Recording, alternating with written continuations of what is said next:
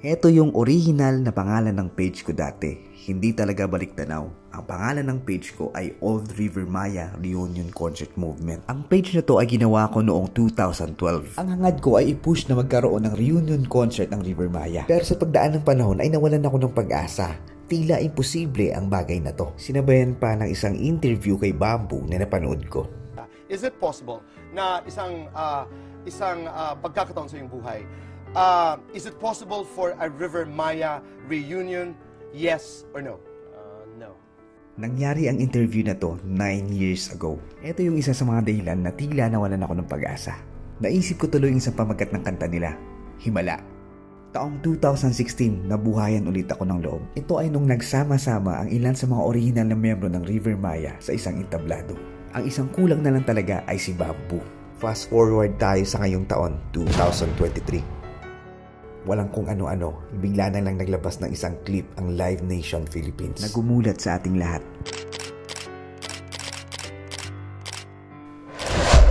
At ngayong araw nga, November 6, kinumpirma na magkakaroon talaga ng concert. Ito ay gaganapin sa susunod na taon, February 17, 2024. Sa mga nagsabi na isang himala kung mangyayari ang reunion concert ng River Maya. Well, totoo ang himala.